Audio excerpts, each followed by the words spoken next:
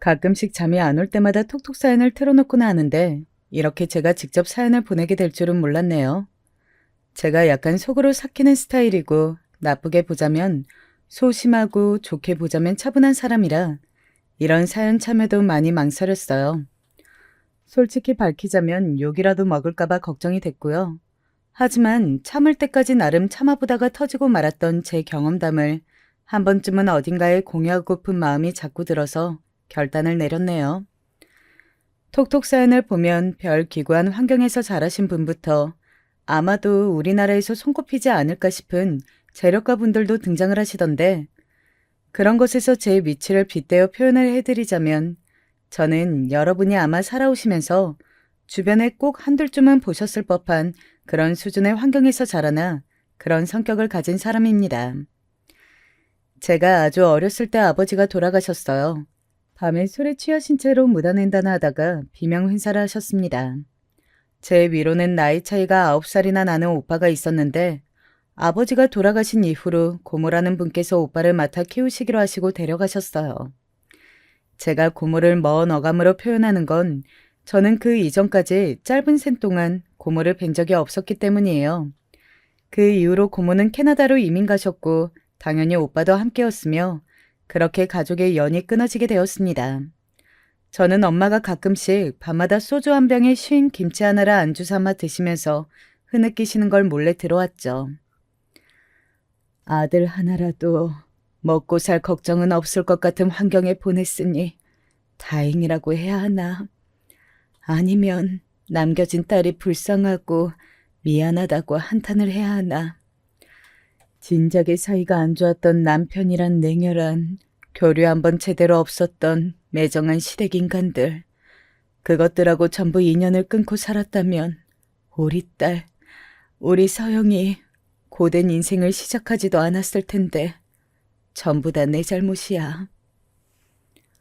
저는 그 흐느낌을 언제나 못 들은 척하면서 이불 속에서 숨을 죽였습니다. 저희 집은 무척 가난한 편이었어요. 아버지가 돌아가신 이후로는 더했죠. 어렵기에 잘 몰랐지만 커가면서 유추할 수 있었던 것은 아버지뿐만 아니라 친가 사람들이 전부 자기 밥그릇만 딱딱 챙기면서 살고 온정이라는 게 없는 유형이라는 것들이었어요. 아마 천성이 그랬나 봐요. 저희 집이 어려웠는데도 친가의 친척들은 누구 하나 도와주기는커녕 아는 채도 안 했던 것 같아요. 그러다가 아버지가 갑자기 돌아가시자 그나마 고모가 캐나다로 가실 예정에 저희 오빠를 끼워주셨던 거죠. 참고로 오빠는 친탁을 한 성격이었습니다.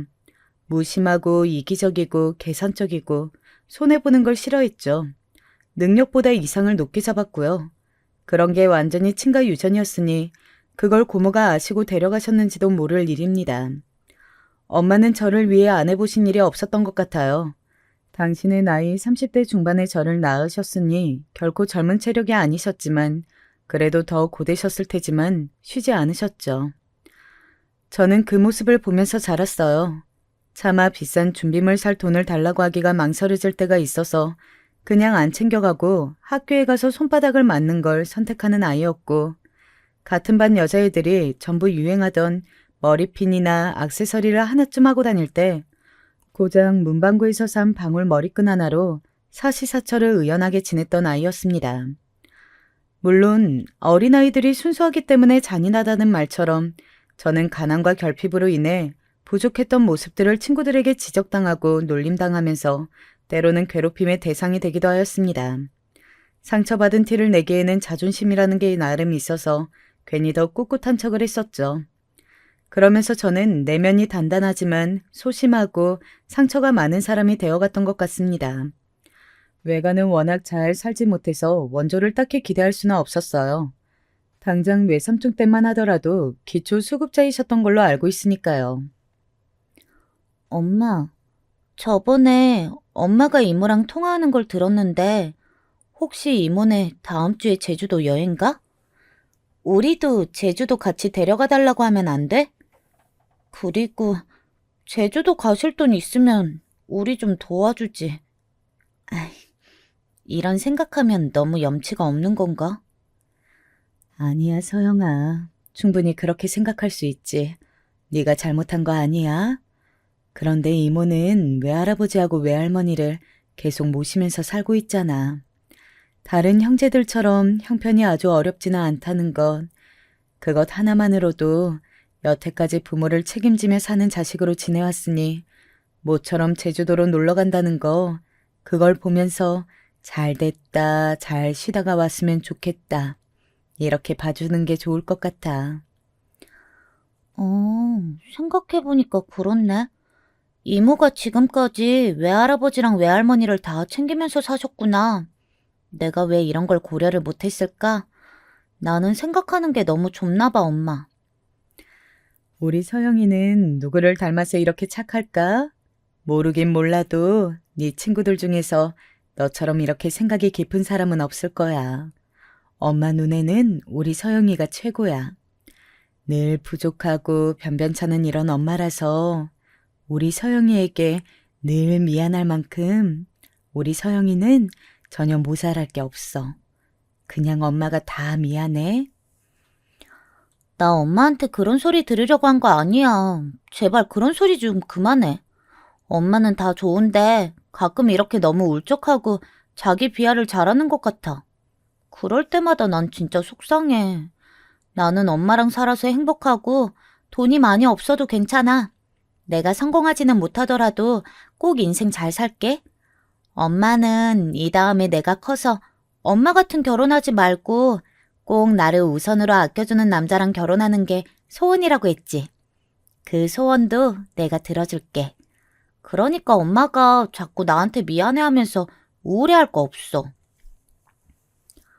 엄마는 감동하셨다는 듯 제 손을 꼭 잡아주셨고 저는 그때 뭉클한 감정이 들었죠. 사실상 연락 한 통 없는 오빠는 남이나 다름없었습니다. 저는 그저 피를 나눈 형제가 지구상 어딘가에 존재한다는 정도로 생각하면 끝이었지만 엄마에게는 친자식이었으니 그 심정이 오죽하셨을까요? 밤에 잠이 안 오실 때마다 깊은 한숨을 내쉬며 뒤척거리시는 게 오빠를 생각하고 계셔서 그러시는 것만 같았어요. 그래서 제가 더욱 잘하고자 하였습니다. 그런데요, 인생이라는 게 왜 뜻대로 안 흘러갈까요? 세월이 흘러 저는 남편을 만나게 되었는데요. 우연히 지인의 지인을 통해서 알게 되었던 남편이 처음에는 그저 별 다르지 않게 느껴졌어요. 다리를 살짝 전다는 걸 알게 되기 전까지는 말이죠. 궁금해지더라고요. 무슨 사연이 있었는지 말이죠. 나는 나처럼 군대에서 힘든 일을 겪은 사람도 또 없다고 생각해. 나 군대에 있을 때 아버지가 돌아가셨지. 우리 누나가 매형 바람 때문에 상심해서 건물 옥상에 올라가 죽는다고 난리쳐서 엄마 충격으로 쓰러지셨지. 그리고 결정적으로 내가 훈련 도중에 다리를 다쳤는데 제때 적절한 치료를 못 받아서 영영 이쪽을 절게 되었지. 아마 나처럼 힘든 군생활 보내본 사람 있으면 나와보라고 하고 싶네. 그런 일이 있었구나.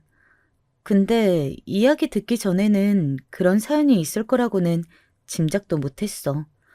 그냥 수더분하고 사람들하고 잘 어울리고 그런 사람으로만 보였어. 되게 내면이 강한 사람이구나. 내가 본받아야겠네. 다들 내 얘기 듣고 나면 나를 동정하거나 별종 보듯이 쳐다보거나 아니면 부담스러워하던데 이런 반응 보이는 사람은 또 처음이다. 저희는 서로에게 묘한 호감을 느꼈습니다. 그게 시작이었고 끝내 부부의 연으로 이어졌죠. 저희 엄마도 남편을 괜찮게 보셨어요. 사람은 겉보다 속이 중요하다고 제가 좋다면 당신께서도 상관없다고 말씀을 해주신 이후로 저는 남편에게 마음을 더 열게 되었던 것 같습니다. 그러나 모든 게 지나간 지금에 이르러서야 저는 차분하게 생각이라는 걸 해봅니다. 인정을 해보자면 저는 아마도 어렸을 때부터 어려운 환경에서도 버텨야 한다는 강박, 힘든 엄마께 짐이 되어서는 안 된다는 착한 아이 증후군, 이런 것들을 쌓아오면서 어쩌면 남편을 보자마자 익숙한 환경의 내음을 맡은 것일지도 모르겠습니다.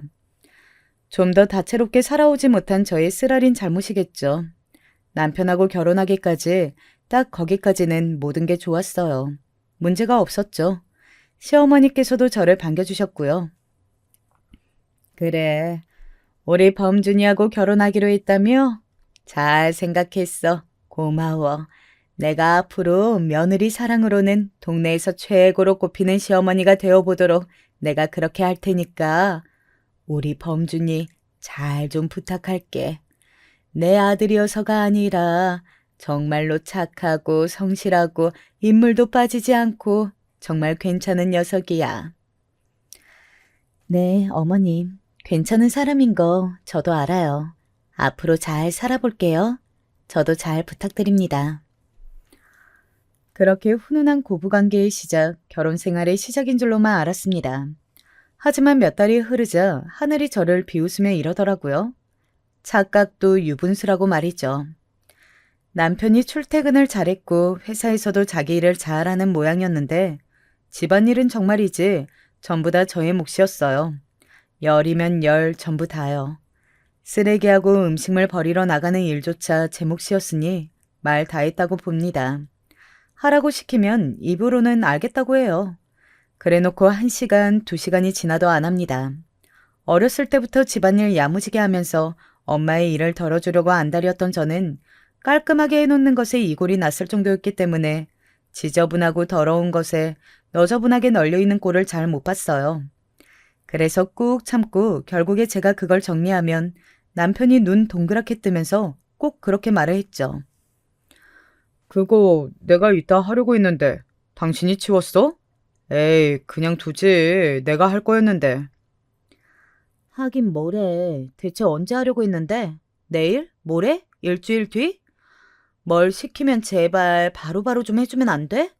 바로 하라 그러면 컨디션 핑계대면서 조금 있다 움직여야 한다고 하는 것도 나는 이제 핑계로밖에 안 들려. 나 가끔 통증 올라와서 약 먹는 거 당신도 알잖아.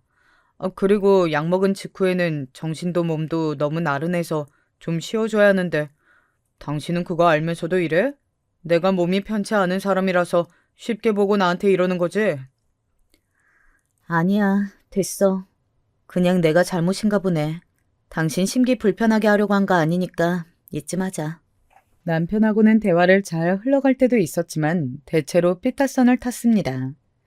남편은 괜찮고 무던하게 굴다가도 이따금씩 발끈하기를 잘했어요.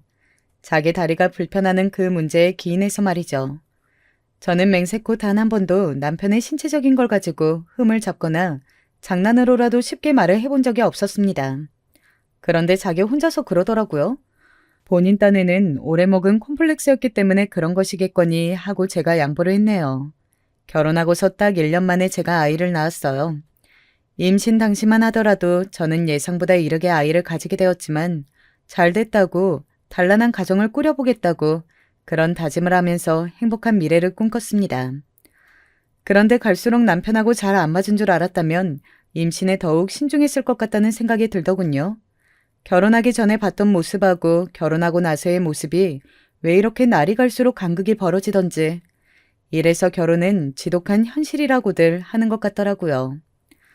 암만 그래도 남편하고의 문제는 사소한 걸로 싸우기도 하며 사는 부부라고 여기면 그럭저럭 참아졌습니다. 진짜 배기는 시어머니셨네요. 딸을 낳았으니 이제 아들 하나 있으면 되겠구나. 둘째는 내년 이맘때쯤에 낳거라. 알았지? 그 나이 터울이 딱이야. 그래야 딸도 아들도 바르게 관계 형성을 하면서 자랄 수가 있어. 저번에도 그 말씀 하셨는데요. 어머님, 내년에 낳기에는 좀 시기상조인 것 같아요. 저희 형편도 그렇거니와 저희가 아직 아이를 2명이나 감당할 그릇이 되는지 모르겠어요. 헛소리를 잔잔하게 하는구나.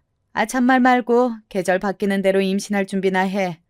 첫째로 딸을 낳았으면 반성이나 할 것이지. 뭘 그리 잘했다고 뻔뻔스레 구는 것인지. 결혼 전에 보여주셨던 모습들은 온데간데 없었습니다. 게다가 시어머니께서는 지켜본 결과 무척 심한 다혈질이셨어요. 쉽게 울컥해서 크게 화를 내셨다가 이튿날이 되면 언제 그랬냐는 듯 태연하게 먼저 말을 걸어오셨죠. 그러신 분이 당신의 아들에게는 도통 크게 화내는 법이 없으셨고 저에게는 아주 만만하게 화를 내셨습니다. 그 성질을 터뜨릴 대상이 저뿐이었나 봐요. 두문불출하면서 사는 시누이는 다혈질이다 못해서 성격 파탄자였거든요. 그래서 시어머니께서는 당신의 딸과 가까이 안 지내셨습니다. 저는 갈수록 본색을 드러내시는 시어머니가 섭섭하면서도 매번 할 말이 많으면서도 되도록 네 하면서 지내왔어요. 긁어부스럼 만들고 싶지 않았으니까요. 하지만 사람이 누울 자리를 보고 다리를 뻗는다고 저는 최대한 고개를 낮추고 예의를 차리려고 들었는데 반대로 시어머니께서는 갈수록 저에게 쉽게 막말을 하셨죠. 저는 거기서 받은 스트레스를 어디다 풀 데도 없고 털어놓을 상대도 딱히 없어서 당연스레 남편에게 다 전달하였어요. 솔직히 그렇잖아요. 남편 말고 제가 어디 가서 시어머니 얘기를 하겠나요? 그런데 그러면서 남편의 못난 면모를 알게 되었죠. 어느 날 칭얼거리는 아이를 달래다가 일찍 스르르 잠든 날이었는데 잠에서 깨서 물을 마시러 방 밖으로 나갔어요. 그랬다가 남편이 시어머니와 통화하는 걸 듣게 되었죠. 저와 나눴던 대화를 아주 미주알 고주알 시어머니께 다 고하고 있었습니다. 아, 그래서 어머님이 자꾸만 나에게 불만을 품고 계셨구나. 아들을 통해서 얘기를 다 전해 듣고 계셨으니까 어쩐지 이상하다 했어. 언제부터 있었어?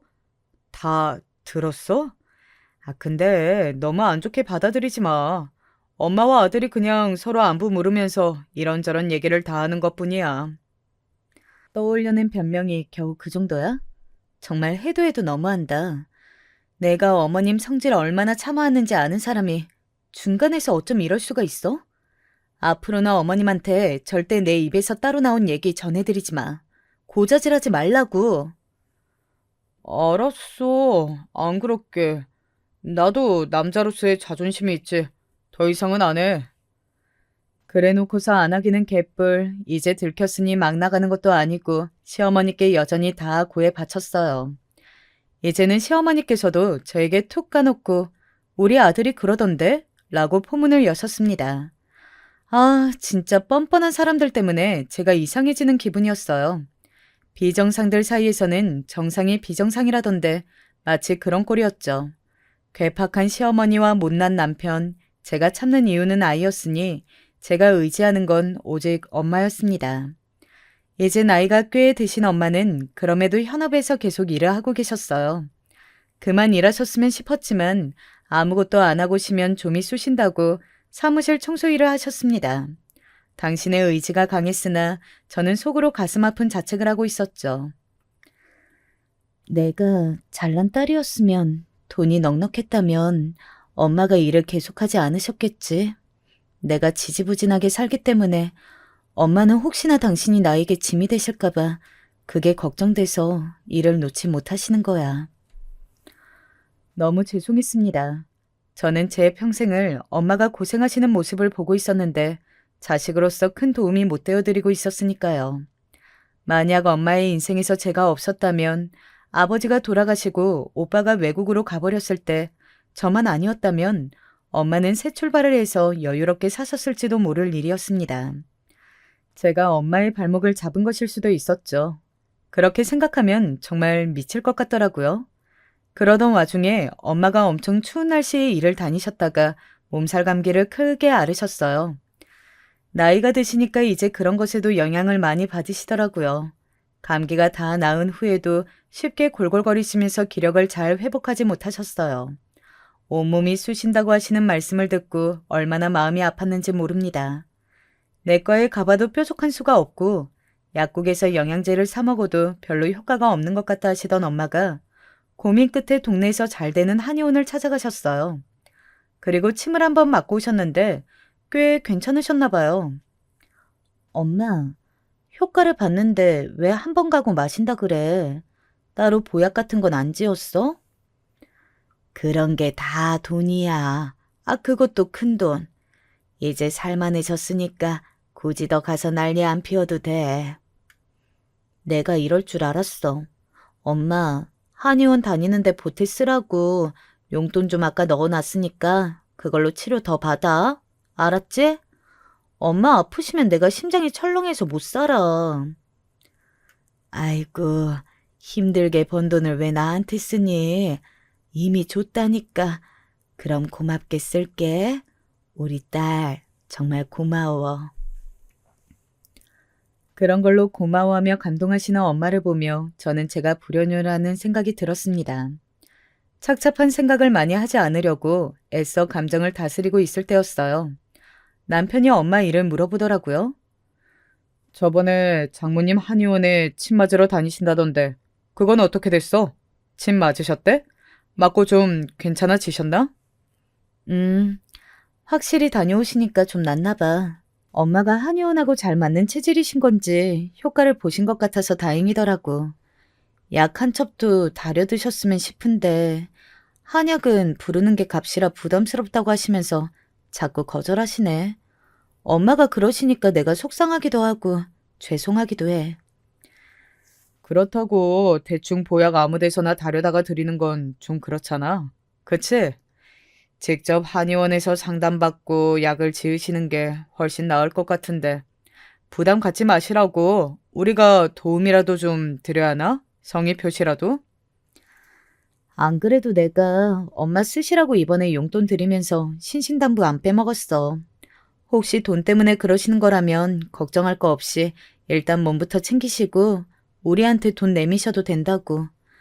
말뿐인데도 무척 좋아하시더라. 남들은 30만 원이라는 금액 아무렇지도 않게 부모님 용돈으로 드리고 그럴 텐데. 아, 그냥 생각이 많아지네. 뭐? 30만 원? 진짜? 돈 크게 썼네. 나는 기껏해야 20만 원 정도를 생각하기는 했는데. 어, 그래. 아무튼 잘했어. 장모님 건강이 우선이지. 그렇고 말고. 남편의 반응에 왠지 떨떠름한 기운이 감지했어요. 저는 그냥 생각도 못했다가 들어서 잠깐 놀랐나 보다 이렇게 생각하고는 말았는데요. 제가 또 아니랬던 거죠. 다음 날이 되어서야 문득 남편의 입단속을 해야 한다는 생각이 들었습니다. 아뿔싸 싶었어요. 그런데 아니나 다를까요? 이미 남편은 주둥이를 턴 뒤였어요. 시어머니께서 득달같이 저에게 따져 물으시더군요. 너 뭐야? 너 대체 뭔 생각으로 30만 원이라는 돈을 덜컥 네 엄마한테 보내고 지랄이야? 어머님, 지금 네 엄마라고 하셨어요? 왜 그렇게 실언하세요? 너무 흥분하신 것 같은데 좀 가라앉히세요. 듣기 거북합니다. 실언 같은 소리 하고 있네. 거북한 건 네가 네 애미한테 마음대로 30만 원씩이나 용돈을 탁 보낸 걸 두고 바로 거북하다고 하는 거야. 제가 그렇게 큰 잘못을 한 건가요? 빠듯한 형편이긴 합니다만 저희 엄마가 요새 건강이 별로 안 좋으신데다가 거기다 대고 30만 원 못 드릴 정도는 아니에요. 그리고 어머님, 어떻게 네 애미라는 천박한 언행을 입에 담으실 수가 있으세요? 제가 어머님이 다혈질이신 거 익히 알고 있는데도 이건 진짜 간과할 수가 없네요. 하루에 12번도 더 계산기 두드리면서 가계부 착착 써도 모자랄 판에 네가 황당한 짓거리나 일삼고 있으니 내가 네 정신머리 똑바로 고쳐놓을 수 있다면 천박해지는 게 뭐가 되수니? 내가 지금 나 좋다고 너한테 이러는 것 같아? 다 너희 위에 피가 되고 살이 되는 조언을 해주는 거야. 30만 원? 그거 쓰기 전에 너 우리 범준이하고 상의는 했어? 이번 달 생활비가 어떻게 되겠다. 이런 거 계산 다 마치고 한 거 맞아? 시어머니의 고함에 머리가 다 아팠습니다. 이쯤 되니까 저는 이런 상황에서 그래, 내가 잘못이다 라는 생각을 하고 있더라고요. 좀 더 치밀하고 철저했어야 했는데 괜히 부주의해서 남편이 시어머니께 또 전부 고자질하도록 만든 아니란 제가 잘못이었습니다. 한편으로는 좋게 생각하려고 애도 써봤죠. 시어머니께서 억척스레 고시는 거에 지금 저러시는 거구나 이렇게 여겼습니다. 당신의 아들을 끔찍히 위하시는 분이니 돈 나가는 게 남편의 고생과 같은 거라고 느껴져서 크게 화가 나신 거라고 속으로 생각을 해봤죠. 그래서 그때 시어머니께 대충 그냥 죄송하다는 식으로 둘러대고 마무리를 했어요. 앞으로는 더 제 자신이 부주의하지 않으면 된다고 여기면서요. 주둥이 가벼운 남편은 그냥 이거 가지고 잔소리하기도 싫더라고요. 이런 남자를 배우자로 맞은 제 팔자도 지독히도 박복하다고 스스로를 비웃었네요. 그런데 이렇게 참고 또 참고 산 제가 도저히 참을 수 없는 일이 곧 벌어지고 말았습니다. 그로부터 한 달 뒤에 시어머니 생신이었던 건데요. 저는 자칭 효자인 남편이 알아서 시어머니 생신 아이디어를 내길 바랐습니다. 제가 저희 엄마 용돈 30만 원 드린 것 가지고 남편의 고자질을 겪고 시어머니의 타박을 받았으니 시어머니의 생신은 그냥 남편이 알아서 해결을 보길 원했어요. 하지만 시어머니께서 예상치 못하게 먼저 생신 선물을 지정하셨습니다. 그걸 저한테 말씀을 하시더라고요. 예, 나는 너희들한테 거나한 거 요구할 생각일 난 없어. 거창한 선물 그런 거 받아봤자 뭐 하겠니? 서로 부담만 되고. 그런 거 가만 보면 실용성이 하나도 없지. 올해는 그냥 현금만 받고 치우련다. 다른 건 아무것도 하지 마. 그게 너희들한테도 좋잖아. 저희는 뭐 어머님께서 원하시는 대로 최대한 맞춰드리는 거죠. 어머님 혹시 저번 일로 저한테 삐지셨다거나 그러셔서 거창한 거 안 받겠다고 하시는 건 아니죠? 그러면 저 너무 마음 불편해져요. 내가 그깟 일로 왜 삐지니? 너도 참 별 이상한 걱정을 다 하는구나. 정말 솔직히 그 순간 시어머니께 감사한 마음이 들었어요. 정말 돈만 들이고 치우는 그런 생신이 될지는 미지수였지만 어쨌든 말씀이나마 그렇게 해주셔서 듣는 입장으로서는 썩 나쁘지 않더라고요. 자꾸 그 끔찍히 아끼시는 아들을 두고 며느리인 저에게 이런저런 연락을 다 하시는 시어머니의 면모만 봐도 생신 때 더 고생해야 하는 쪽이 남편이 아니라 저인 것은 너무나도 자명했으니까요. 그간 남편은 시어머니 생신 때마다 건강하세요, 사랑합니다. 이런 축하 인사만 멋쩍은 표정으로 드리면 그게 효도를 다하는 거였고 미역국부터 잡채까지 음식 차리고 뒷정리하고 드린 선물에 대한 각종 잔소리 같은 의견을 들어드리는 것도 제 몫이었죠. 이번에야말로 남편에게 많은 걸 전가할 심산이었지만 어찌됐든 시어머니께서 그렇게 말씀해 주시니 반가웠네요. 순간적으로 30만 원을 떠올렸다가 그래도 생신인데 아니지 싶어서 50만 원까지 액수를 생각했습니다. 남편에게도 말했더니 괜찮아 하더라고요. 순전히 제 짐작이었지만 제가 엄마께 용돈을 드린 30만 원보다 큰 액수라서 흔쾌히 괜찮아한 느낌이었네요. 그런데 시어머니께서 제 예상을 뛰어넘는 액수를 말씀을 하시더라고요. 네? 어머님, 지금 100만 원이라고 하셨어요? 너 왜 그렇게 놀라니? 네가 놀란 것에 내가 더 놀랐다. 제가 솔직하게 그냥 말씀을 드리자면 50만 원 정도를 생각했어요. 그런데 2배 액수가 나오니까 제가 깜짝 놀란 거죠. 수중에 100만 원도 없다 이런 얘기는 아니고 이게 현금이다 보니까 아무래도 부담이 좀 될 수밖에 없네요. 뭐가 부담이야. 너는 네 시어머니 생신인데 부담 같은 걸 운운할 마음이 드니? 100만 원 가지고 이러는 며느리 세상 천지에 너밖에 없을 거다. 어머님, 왜 또 말씀을 그렇게 하세요? 저희 엄마 30만 원 드렸다고 저한테 되게 뭐라고 하셨으면서 솔직히 100만 원은 3배 이상인데 너무 큰 금액 아닌가요? 그거랑 이거랑 어떻게 갔니? 응? 하여간 이 똘추 맹추. 시어머니께서 발끈하셨는데 거기에서 저는 몇 배로 열이 받았습니다. 갑자기 죽었다 깨어나도 그 100만 원 못 드리겠더라고요. 남편에게 당장 그랬죠. 시어머니께서 원하시는 그 금액 못 맞춰드린다고요. 저희 형편이 현금 100만 원 뚝딱 쓸 만큼 넉넉하지 않으므로 남편도 동의는 되었을 거예요. 고개를 끄덕끄덕 하더군요. 그런데 금세 입술이 대빨 나와 있었어요. 못 드리겠다는 건 알겠는데 당신 왜 말을 그렇게 해? 우리 엄마가 요구 못할 걸 요구한 거야? 그냥 원하시는 걸 말씀하실 수도 있는 거잖아. 당신 반응이 너무 서운하고 섭섭하다. 서운할 것도 많고 섭섭할 것도 참 많다. 남자가 왜 그렇게 그릇이 작아? 내 사이에 아량이 간장 종지만한 것 같아. 뭐라고? 당신 지금 내가 몸 성치 않은 사람이라고 우습게 보고 이러는 거야? 갑자기 얘기가 또 왜 그렇게 튀어? 그 피해의식 좀 제발 버려. 그리고 몸이 딱히 성치 않은 것도 아니잖아. 세상에 얼마나 몸 불편한 사람들이 많은데 당신 정도는 아무것도 아니야. 제발 거기에 사로잡혀서 살지 좀 마. 애가 크면 뭘 보고 배우겠어? 그러자 남편이 반박은 못하고 입술만 한참 실룩거리면서 씩씩거리더라고요. 제대로 삐진 모양새였는데 그걸 보니까 저는 저절로 한숨이 나왔습니다. 당최 이 결혼 생활 뭐 어떻게 돌아가고 있는 건지 싶은 원초적인 의문이 들었어요. 그 와중에 시어머니께서 노발대발하셨다는 게 웃긴 대목이에요. 제가 간신히 속을 누그러뜨리려 애를 쓰고 있었건만 그걸 다 수포로 돌려놓으셨죠. 야, 이 망할려나. 네가 뭔데 내 아들 기를 죽였나? 우리 범준이가 목소리가 기어들어가서는 나한테 너랑 살기 힘들다고 우는 소리 하더라. 얼마나 기를 죽였는지 말도 제대로 못하더만. 우리 범준이 몸 좀 아픈 거 가지고 너 그걸로 사람 우습게 보고 얕잡아봤다면서? 오호, 이 못돼 처먹은 것 좀 보게.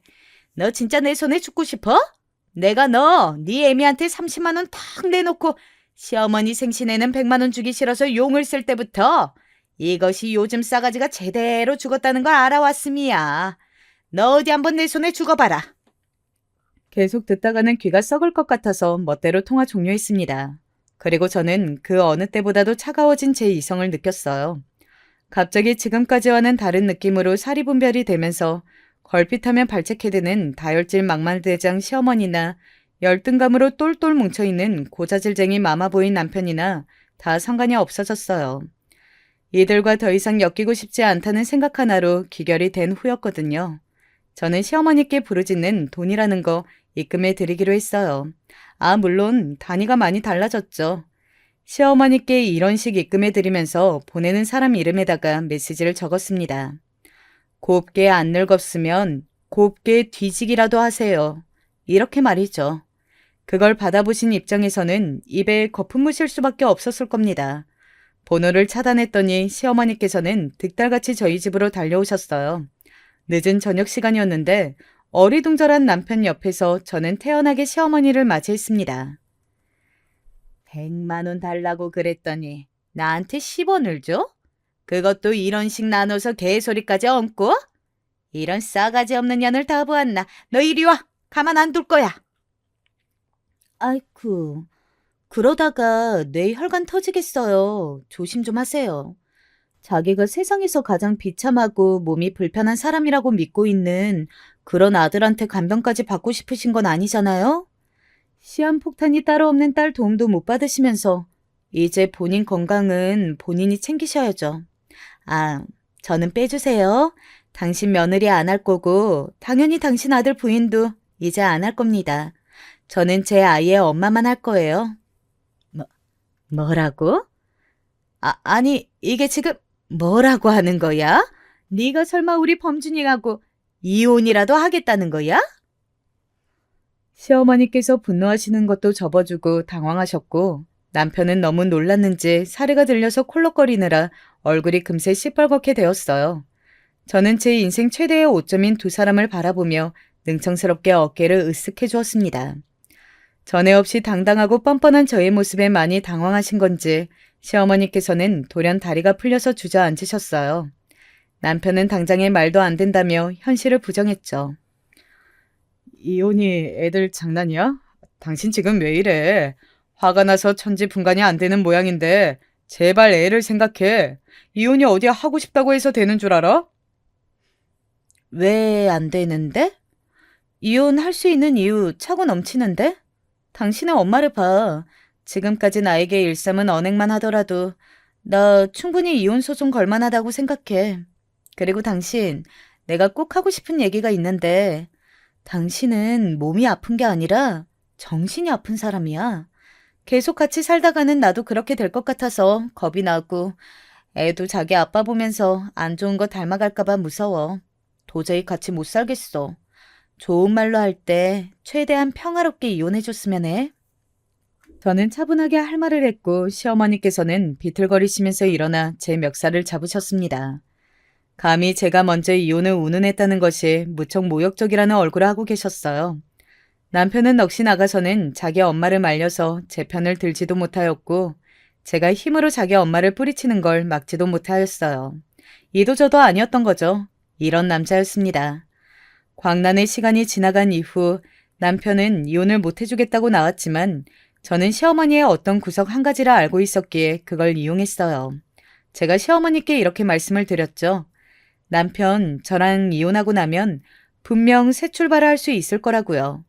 주변 여자들한테 인기가 항상 많았다는 헛소리도 얹어줬습니다.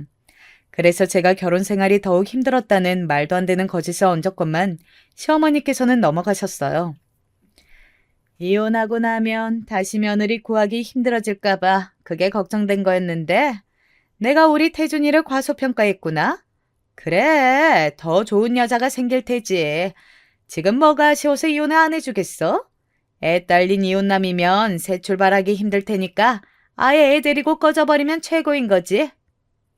어, 엄마, 근데 그렇게 되면 내가 매달 양육비를 이 사람한테 보내줘야 하는데 사람 일 어떻게 될지 모른다고 그 액수가 부담스러워지면 어떻게 해요?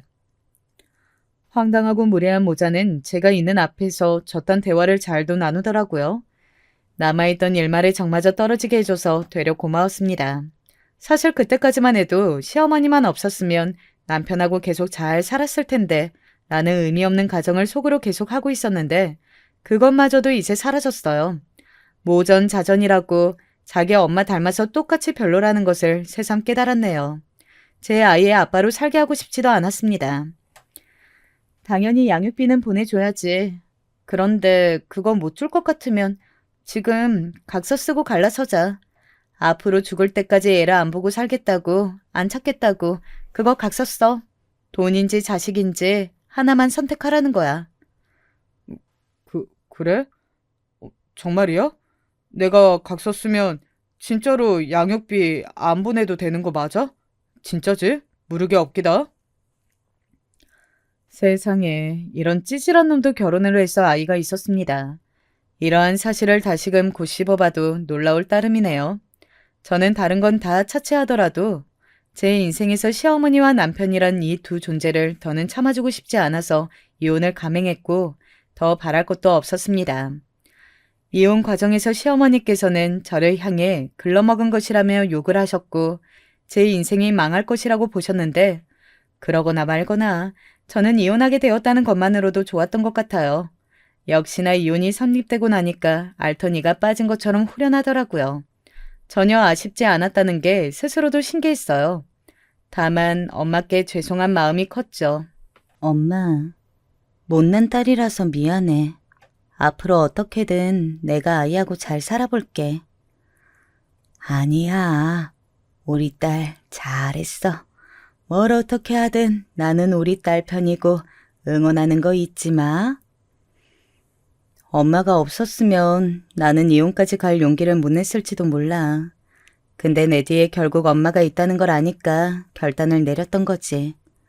엄마, 나 사실은 아이를 아빠 없는 아이로 만들고 싶지 않아서 참고 살았던 것 같아. 그게 내 본심이었던 듯 싶네. 아이도 중요하지만 네가 더 중요한 거야. 네가 행복해야 아이도 행복하게 살지.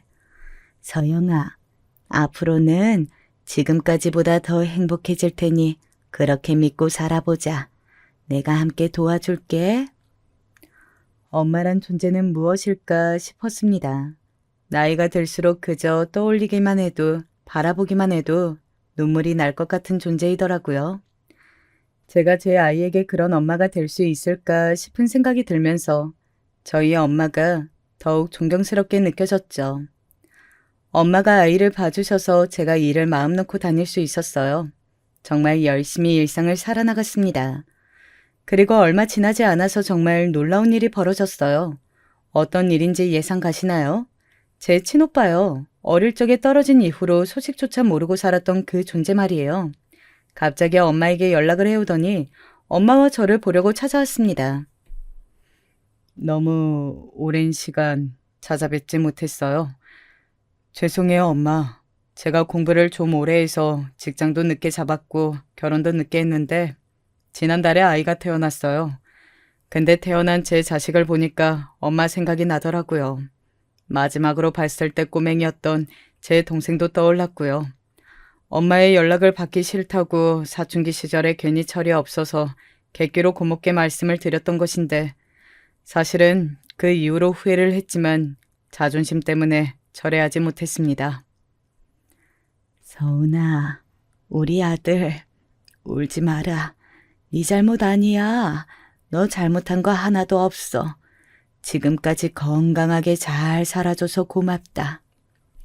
말쑥하게 차려입은 오빠는 시종일관 무심한 표정을 짓고 있었지만 뜨거운 눈물을 흘리더군요. 참 묘한 광경이었던 것 같아요. 아주 오랜만에 본 것이라 어색했지만 혈연이란 이상하더라고요. 단 몇 시간 만에 저는 오빠가 저와 친남매라는 게 금세 와닿았어요. 기억 속에 남아있는 아버지의 모습이 겹쳐 보이는 것이라든지 저와 눈매가 아예 똑같이 생겼다든지 하는 것들을 보면서 남들과는 다르구나라는 걸 느꼈습니다. 어색함이 금방 풀린 건 아니었어요. 그리고 오빠는 다시 출국을 금세 앞두고 있었으니까요. 캐나다와 프랑스, 미국으로 오가며 지냈더라고요. 고생도 많았지만 지금 현재는 자리를 잡아서 꽤 안정적인 수입을 올리고 있는 중이었어요. 새언니는 미국 시민권자이지만 영어보다는 한국어가 편한 재미교포였어요. 그래서 오빠도 내내 우리나라에서 산 사람처럼 한국말을 잘하는 건가 싶었네요. 남들보다 많이 냉정한 성격을 지닌 오빠가 엄마와 저를 찾을 생각을 한 건 분명 새언니의 영향도 큰 것 같았습니다. 전화 통화를 몇 번 한 게 전부이지만 굉장히 다정하고 사려 깊은 사람이더라고요. 새언니의 이모할머니 되시는 분은 한국에 거주 중이셨는데 공교롭게도 엄마 댁과 아주 가까이 살고 계셨어요. 그걸 안 이후로 종종 교류를 하게 되었죠. 형편이 무척 좋으신 분이었는데 어린아이 웃음소리가 듣기 너무 좋다면서 엄마가 제가 일하는 동안 아이를 데리고 그 댁에 놀러 가면 엄청 반겨주셨어요. 그리고 이것저것 많이 챙겨주셨죠. 여기서 또 인연이 생겨났어요. 새언니의 이모할머니, 그분과 평생을 친하게 지내오셨다는 절친이 계셨는데요. 이 절친분께서 저의 예비 시어머니가 되셨습니다. 이분의 막내 아들과 제가 교제를 하게 되었거든요. 어쩌다 이렇게 흘러왔는지 모든 게 신기하고 얼떨떨한 따름이에요. 저는 처음에 거절했었지만 자꾸만 저에게 돌진하는 그의 마음을 계속 모른 척할 수 없어서 받아주었고 연애는 생각보다 진지하게 이어졌어요. 어느새 정신을 차리고 나니까 결혼 이야기까지 오가고 있더군요. 유복한 집안에서 난 사랑을 듬뿍 받고 자란 막내 아들이 왜 저 같은 여자하고 이러는 것인지 암만 해도 안 믿겨서 저는 내심 자신이 없었습니다. 그래서 어느 날 아예 대놓고 예비 시어머니께 여쭈어 보았어요. 제가 애 딸린 이혼녀라는 거 정말 개의치 않으신 거예요? 저는 좋은 형편에서 자라지도 살아오지도 않았고 기껏해야 전문대 나와서 최저임금을 주는 직장만 전전해온 게 전부인데요. 명문대 나오고 외국 유학까지 다녀온 대기업 다니는 막내 아들을 고작 저 같은 사람하고 맺어주셔도 괜찮으신 거예요? 우리 막내가 좋다고 하는데 내가 뭘 어쩌겠어. 자식의 인생은 자식의 것이지. 부모는 그저 자식이 좋아할 때 같이 웃어주고 슬퍼할 때 같이 울어주면서 그렇게 살면 되는 거야. 최후의 저지선에서 든든하게 자식의 등을 지켜주며 그렇게 살다가 가는 거지. 절대 그 안으로 들어가 개입하면 안 돼. 그리고 솔직하게 말을 해보자면 나는 우리 서영이가 엄청 마음에 드는걸. 내 며느리가 되어준다면야 나야 고맙지. 그 말씀을 듣고 제가 하마터면 눈물을 왈칵 쏟을 뻔했는데 간신히 참아냈어요. 저도 한 아이의 엄마로서 반드시 이렇게 여유로운 손내를 가진 엄마가 되겠다고 이 순간 다짐했습니다. 급할 건 전혀 없었고 결혼은 천천히 준비하면서 그렇게 지내고 있었어요. 모든 게 순조로운 일상. 어느 날의 주말 오전에 저는 예비 신랑의 차를 몰고서 마트에 장을 보러 나갔어요. 장을 일찍 봐서 맛있는 걸 만들어다가 아이하고 셋이서 피크닉 놀이를 점심때 나갈 작정이었거든요. 생각만 해도 입가에 미소가 지어져서 오늘 하루도 참 행복하겠다는 예감을 하면서 문득 옆을 쳐다봤어요. 4차선 도로에서 막 신호 때문에 멈춘 직후였습니다. 그런데 웬 화분을 파는 노점상 앞에서 옥신각신하는 손님들이 보이는 게 아니겠어요? 딱 보니까 화분을 구경하다가 그걸 깨먹어서 주인과 손님들이 설전을 벌이는 상황 같았어요. 문제는 그 손님들이 제가 아는 얼굴이라는 것에 있었죠. 조수석 창문을 쭉 내리자마자 익숙한 목소리가 들려서 제가 코웃음을 쳤습니다. 뭡니까? 지금 내가 그깟 5,000원 물어주기 싫어서 이러는 걸로 보이세요? 혹시 내가 다리 좀 불편하다고 그거 보고 지금 나를 우습게 여기시는 겁니까? 전 남편의 못난 모습에 고개를 절레절레 하고 있을 때 그 옆에 있던 전 시어머니와 눈이 딱 마주쳤어요. 그러자 긴가민가하는 표정으로 무척 놀라시더군요. 제가 큰 소리로 외쳤죠. 여기서 다 뵙네요. 그간 잘 지내셨어요? 세상에, 네가 뭔 일이야? 이 삐까번쩍한 차는 다 먹어. 너 어디 로또에 당첨됐니? 당황해서 외치시는 동안 전 남편은 헐레벌떡 차에 가까이 다가오더니 뒷좌석에 반쯤 열린 창문으로 아이를 확인했어요. 아이가 뒤에 타고 있었거든요. 전 남편이 창문 사이로 다급하게 그러더군요. 아빠야, 아빠. 우리 귀염둥이. 아빠 알아보겠어? 그러자 아이가 그 즉시 짜증스러운 표정을 지으며 고사리 손으로 잘도 버튼을 눌러서 창문을 올려버리더라고요. 전 남편이 당황해서 뒤로 자빠지기 일보 직전인 모습을 저는 웃음을 꾹 참으며 쳐다보았습니다. 어느새 옆으로 함께 다가와 있는 전 시어머니까지 모자 둘이서 여전하다 못해 전에 없이 행세까지 남루해 보이는 모습이었어요. 전 남편을 향해서 혀를 끌끌 차준 제가 전 시어머니를 향해서는 마지막으로 이렇게 외쳐주었어요. 화분 얼마 안 하는데 그냥 물어주세요. 제가 예전에 드린 돈도 있잖아요. 10원이요. 그거 보태 쓰시면 되겠네요. 그럼 저는 가볼게요. 일정이 바빠서요. 마마보이 아들하고 즐거운 주말 보내세요. 차가 앞으로 나아갈수록 사이드 미러를 통해서 보이는 두 사람의 모습이 작아지더군요. 전 시어머니 그분이 바닥에 털썩 주저앉으시고 이내 부축하려고 들던 전 남편까지 그 옆에 쓰러지듯 앉아버리는 광경이 그대로 보였어요. 그렇게 두 사람은 제 인생에서 존재감이 계속 작아질 테고 사라질 예정이었죠. 그건 제 인생에서 최고로 통쾌한 드라이브였습니다. 지금의 저는 제가 과거에 어떤 경험을 했는지 알면 까무러칠 사람들과 새로운 인연을 쌓아 나가며 존중과 존경을 드리고 싶은 시어머니와 저로 하여금 내조의 여왕이 되고 싶게 만드는 사랑하는 남편과 행복하게 지내고 있습니다.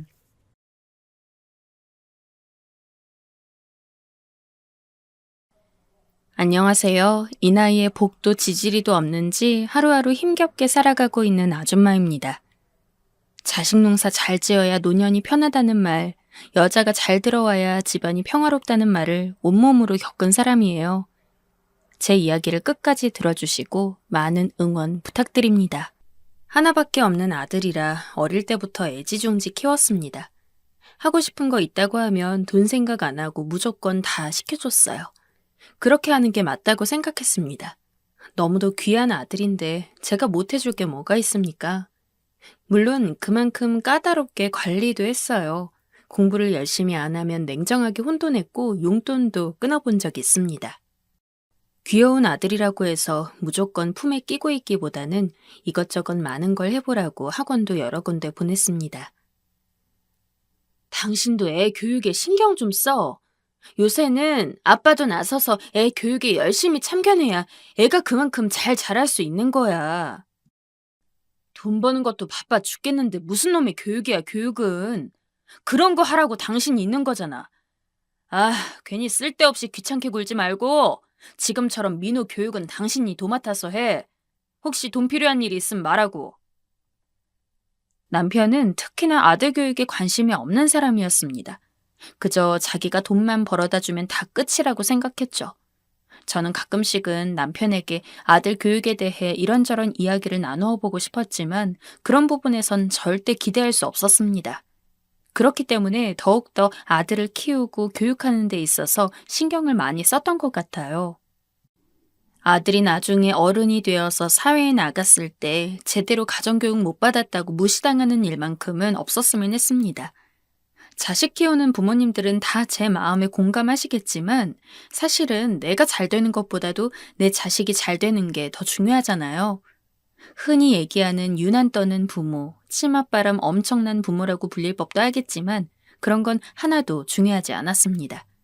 오직 내 아들 하나 잘 되는 것만 보고 살아온 세월입니다. 그런 아들이 나중에 커서 좋은 회사에 취직했을 때 그 어느 때보다도 기뻤어요. 이름만 대면 다 알 법한 회사에 들어갔다는 건 사실상 그동안의 제 노력이 빛을 발하는 것이라고 생각했죠. 언젠가 이대로 열심히 일해서 승진도 하고 좋은 여자 만나서 결혼까지 해서 자녀를 낳아서 자기 가족을 꾸리길 바랐습니다. 어머니, 저 이 여자랑 결혼하고 싶어요. 허락해 주세요. 실제로 아들은 며느리감을 한 명 데려오긴 했습니다. 다만 제가 생각했던 것보다 너무 이른 시기에 며느리를 데려왔다는 점과 막상 데려온 며느리가 어쩐지 이상하게 꺼림칙하다는 게 유일한 오점이었죠. 며느리는 아들보다 3살이 많은 여자였습니다. 아들의 회사와 거래를 하는 거래처 직원이라고 했는데 업무 때문에 만났다가 여자에게 반한 아들이 먼저 쫓아다닌 모양이더라고요. 겉으로 보기엔 단정해 보이고 별로 흠잡을 데가 없었는데 이상하게 저는 그 여자가 마음에 들지 않았어요. 여보, 민호가 며느리감으로 데려온 저 여자 어쩐지 좀 이상하지 않아요? 나는 왜 이렇게 마음에 안 들지? 당신이 그렇게 끼고 키워온 아들이 며느리 찾아서 장가 간다니까 그게 마음에 안 드는 거겠지. 내가 보기엔 직장도 번듯하고 살림력도 좋아 보이는데 당신은 왜 그렇게 꼬아서 봐? 그리고 민호가 선택한 여잔데 어련히 좋은 사람 고르지 않았겠어? 남편한테 은근슬쩍 이야기하자 남편은 오히려 그런 저를 타박했습니다. 저 역시 아들을 그만큼 소중하게 생각하고 키워온 것은 맞았기에 정말로 내가 아들 보내기가 싫어서 이런 마음을 갖는 건가 싶어서 조금 의문을 갖긴 했지만 여전히 며느리 자체가 그리 마음에 들지 않는 것은 변하지 않았죠. 그러나 아들이 이미 며느리 쪽 부모님에게 결혼 허락을 받은 상황이었고 남편 역시 결혼을 적극적으로 찬성하고 있는 입장에서 아무런 연유도 없이 그냥 며느리가 별로니까 이 결혼은 허락 못한다라고 하기에는 명분이 부족했습니다. 결국 저는 아들과 며느리의 결혼을 허락할 수밖에 없었죠. 그래, 그이 말대로 내 아들이 고른 여자인데 좋은 사람 골랐겠지. 며느리는 막상 지켜보면 괜찮은 사람일 수도 있으니까 당장의 느낌으로 재단하지 말자. 그러나 결혼한 지 얼마 지나지도 않아서 제 불안감은 현실이 됐습니다. 아마 아들의 결혼 6개월째에 오랜만에 아들에게서 전화가 왔길래 반가운 마음으로 전화를 받고는 요새 무슨 일 있냐고 물어봤죠. 그랬더니 아들은 충격적인 이야기를 꺼내더군요. 엄마, 저 얼마 전에 회사 그만뒀어요. 이제는 사업하려고요. 아니, 그렇게 들어가기 힘든 직장에 떡하니 취업해서 일도 잘하고 있어 놓고 갑자기 아무런 연락도 없이 일을 그만뒀다니. 물론 다 큰 아들이 회사를 다니는 것에 있어서 부모가 참견할 사항이 아니라는 건 압니다. 하지만 제 아들은 평소에 사업 이야기는 한 번도 꺼내지 않았고 오히려 지금 다니고 있는 회사에서 굉장히 만족감을 보이는 애였어요. 그 회사에서 뼈를 묻고 다니면서 나중에 높은 자리까지 오르는 게 꿈이라고 했던 아들입니다. 결혼 전까지도 그 마음에 변함이 없던 아들이 그 사이에 무슨 일이 있어서 잘 다니던 직장을 그만뒀는지 저는 이해할 수가 없었죠. 저는 당연히 속사포로 캐물었습니다.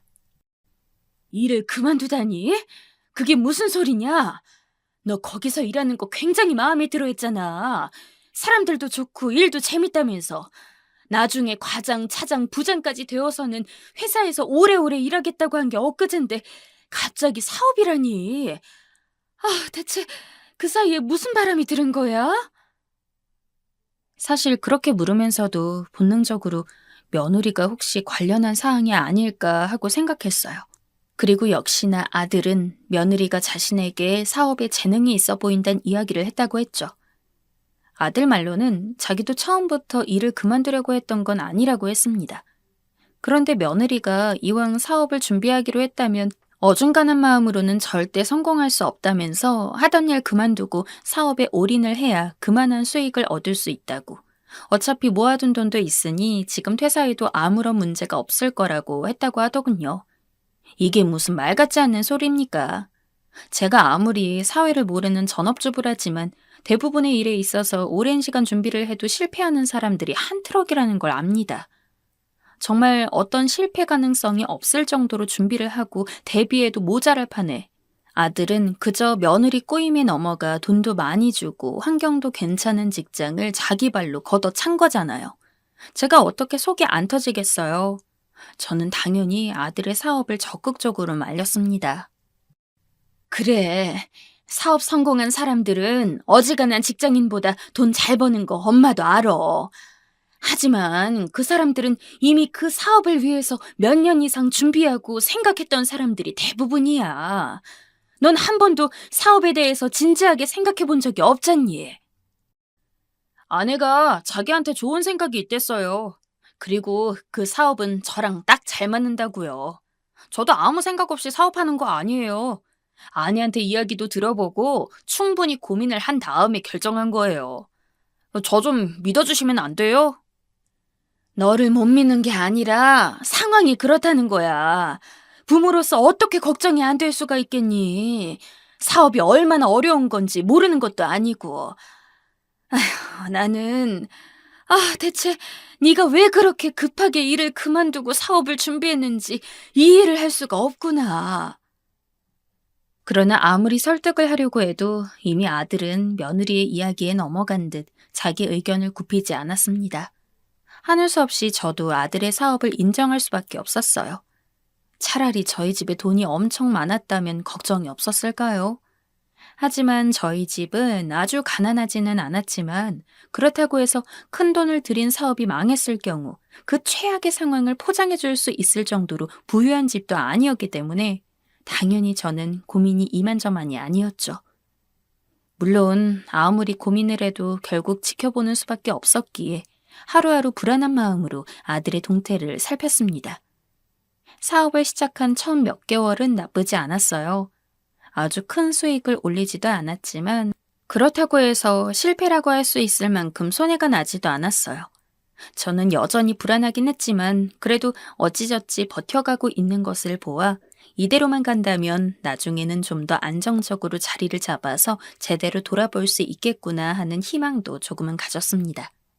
그러나 1년이 채 되기도 전에 아들이 차린 사업은 쫄딱 망했습니다. 단순히 원금을 날린 정도가 아니라 어마어마한 빚더미에 올라앉았죠. 아이고, 이 녀석아. 엄마가 그러니까 이야기했잖아. 그렇게 준비 없이 사업에 뛰어들어서 될 게 아니라고. 아휴, 아니, 이 나이에 이런 빚이 무슨 말이니? 걷잡을 수 없이 불이 번지듯 아들의 상황도 시시각각 나빠졌습니다. 저는 어떻게든 도와주고 싶어서 아등바등했지만 당장 여윳돈도 한 푼 없는 상태에서 아들을 도울 수가 없었죠. 정말 원망스럽더라고요. 애초에 며느리가 아들에게 이런 바람을 불어넣지 않았으면 아들이 회사를 그만두고 사업에 뛰어들 일도 없었으니까요. 하지만 이미 물은 엎질러졌고 지금은 쌓인 빚을 해결해야 할 시기였습니다. 상황을 알게 된 남편이 그동안 모은 돈을 다 털어서 어느 정도 빚을 갚아주긴 했지만 빚이 억대인 상황에서 겨우 몇 천만 원 가지고는 택도 없었죠. 결국 아들은 일반 회사에 취직을 하고 주말에는 아르바이트, 가끔씩은 대리운전까지 겸하면서 거의 쓰리잡을 뛰어가며 빚을 갚기 위해 노력했습니다. 아들, 건강은 잘 챙기고 있는 거니? 엄마, 저 괜찮아요. 지금 얼른 일해야 돈 벌고 빚 갚을 수 있잖아요. 이미 사업에 많은 시간을 허비한 탓에 이전 회사만큼 좋은 곳에 들어갈 순 없었습니다. 당연히 아들은 전에 받은 것보다도 훨씬 못한 월급을 받으며 살아야 했고 그조차도 대부분 빚 갚는 데 나가야 했기 때문에 정작 일을 하는 본인은 굉장히 추리한 행색으로 다녔습니다. 그 모습을 볼 때마다 얼마나 마음이 아픈지. 아들과 며느리네 집은 저희 집에서 좀 떨어져 있기 때문에 매일같이 얼굴을 보기는 힘들었습니다. 하지만 아들이 그렇게 고생하는데 제가 가만히 있을 순 없기 때문에 가끔 반찬이라도 해줄 겸 해서 아들이 사는 곳으로 가면 아들은 매번 좋지 않은 안색으로 저에게 인사를 했어요. 그런데 참 화가 나게도 며느리는 천하태평이더군요. 어머님, 남편은 제가 알아서 챙길 테니까 더 오지 않으셔도 돼요. 그런 주제에 제가 아들 걱정돼서 가는 걸 귀찮은 티를 팍팍 내면서 거의 오지 말라고 돌려 말하더군요. 얼마나 어처구니가 없는지. 지 남편은 빚 갚겠다고 밤에 잠도 못 자면서 일하는데 며느리는 느긋하게 일도 안 하고 집에 늘어져 있었죠. 그리고 며느리가 생활하는 비용도 아들의 돈에서 나가고 있었어요. 게다가 더 놀라운 일은 무엇이냐면요. 원래 아들이랑 며느리가 살던 집은 아들의 명의였습니다. 하지만 아들이 사업을 시작하고 빚이 조금씩 생기면서 며느리가 아들한테 이야기를 한 모양이더군요. 자기야, 사업하면서 빚 생기게 되면 자기 명의로 되어 있는 재산들도 위험할 수가 있으니까 어느 정도 안정될 때까진 명의를 나한테 돌려놓는 건 어때? 아들은 며느리 말에 옳다구나 하고 본인 명의로 되어 있는 그 신혼집을 며느리 명의로 돌려놓았어요. 어떻게 보면 그 덕분에 아들이 빚이 생긴 와중에도 그 집은 차압당하지 않을 수 있긴 했습니다. 하지만 자꾸 나쁜 쪽으로 의심이 되더군요. 이런 걸 노리고서 일부러 아들이 사업을 하게 꼬드겨 놓고 아파트를 본인이 먹은 게 아닌지. 그렇다고 이 의심을 아들에게 하소연할 수도 없었습니다. 안 그래도 빚 갚는 일 때문에 스트레스도 많이 받고 하루하루 힘들어하는 아들한테 괜한 걱정거리를 안겨줄 수 있었으니까요. 어떻게든 아들 신경을 안 쓰게 하기 위해서 제가 참아보려고 했습니다. 아무리 며느리의 행동이 오만방자해도 말이죠. 그런데 진짜 해도 너무하더군요. 아들이 대리운전을 뛸 때면 새벽까지 들어오지 못하는 경우가 많았어요. 어떤 날엔 그냥 택시에서 쪽잠을 잔 다음 바로 출근을 해서 일한 적도 있다고 했습니다. 만약 제 남편이 그랬더라면 저는 제가 현실적으로 해줄 수 있는 게 없다고 하더라도 최소한 너무 걱정이 돼서 저도 잠도 못 자고 어쩌다 얼굴을 보게 되면 뭐라도 맛있는 거 해주려고 노력할 것 같거든요. 그런데 며느리는 아들이 집에 들어오든 안 들어오든 신경도 쓰지 않았어요. 저는 그 모습이 화가 났습니다. 남의 집 귀한 아들을 개고생 시켜놓고 자기는 이렇게 혼자 여유가 있다니. 너는 네 남편 걱정도 안 되냐? 네가 도와주진 못할 망정 최소한 걱정하는 기색은 보여야지. 아들이 집에서 건의가 없으니 며느리가 아주 난리였죠. 저는 화가 나면서도 이걸 참을 수밖에 없었어요. 하지만 그렇다고 해서 무조건 다 넘기려던 것은 아닙니다. 언젠가 조금 더 상황이 나아지거나 아니면 며느리를 쫓아낼 수 있는 일이 생긴다면 그 기회를 놓치지 않으려고 언제나 신경을 곤두세우고 있었죠. 신이 저를 무시하진 않았는지 얼마 지나지 않아 정말로 좋은 기회가 생겼습니다. 여전히 아들은 빚 갚느라 바빴고 저는 그런 아들 걱정에 하루하루 한숨만 늘어가고 있을 때였어요. 그런데 같은 개모임에 들고 있는 친구가 전화를 했죠. 참고로 이 친구는 개모임이 아니더라도 평소에 개인적으로 친한 친구라 저희 집 사정도 다 알고 있었습니다. 물론 며느리의 행태도 말이죠. 자네가 갑자기 웬일로 전화야? 맨날 안 보이는 눈으로 자판 누르기 힘들다는 양반이. 원래는 찾아가서 이야기하려고 했는데 일단 말은 먼저 해둬야 할 것 같아서 전화했어. 다름이 아니라 자네 며느리 다른 남자를 만나고 있는 것 같아서 내 긴가민가해서 몰래 쫓아가 봤는데 자네 며느리가 확실해. 눈이 번쩍 뜨일 만한 소식이었습니다. 며느리가 바람을 피고 있는 것 같다니. 친구 말로는 장을 보고 있는데 어쩐지 익숙한 얼굴이 보였다고 합니다. 친구와 며느리는 서로 직접 만난 적은 없지만 제가 아들 결혼 사진이며 며느리 사진을 보여준 적이 있어서 친구는 며느리 얼굴을 알고 있었죠. 그런데 그런 며느리 옆에 모르는 남자가 있었답니다.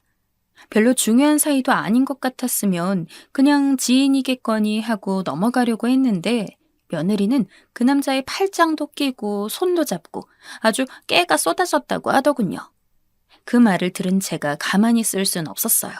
그래서 며칠 동안 나를 잡아서 며느리의 뒤를 캐고 다녔죠. 일부러 며느리가 있는 집 근처에서 잠복하고 있다가 며느리가 나가면 어디로 향하는지 따라가기도 했습니다. 그랬더니 정말 친구의 말대로 며느리는 다른 남자랑 바람을 피고 있더라고요. 제 아들은 이 시간에도 빚 갚겠다고 온갖 고생을 다 하고 있는데 모르는 차 안에서 모르는 남자와 스킨십을 가지며 다정하게 굴고 있는 며느리의 얼굴에 손톱 자국이라도 내야 속이 시원할 것 같았어요.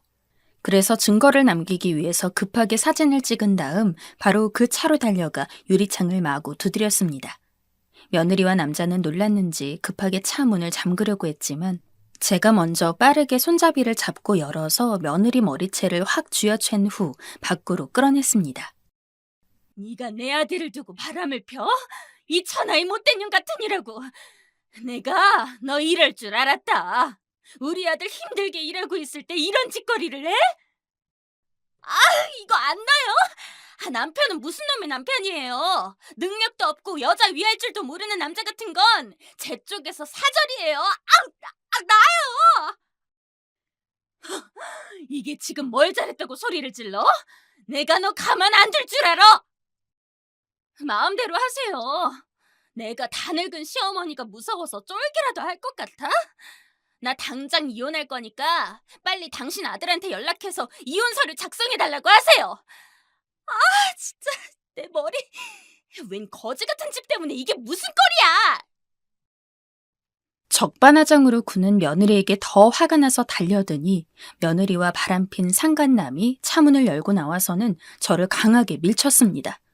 저는 손도 쓰지 못하고 아스팔트 위로 발라당 넘어졌고 그 사이에 상간남은 며느리를 데리고 자기 차에 태우더니 어디론가 향하더군요. 저는 깨진 무릎을 절뚝이면서 집으로 돌아갔습니다. 양껏 머리채를 잡긴 했지만 도저히 이 분이 풀리지 않았어요.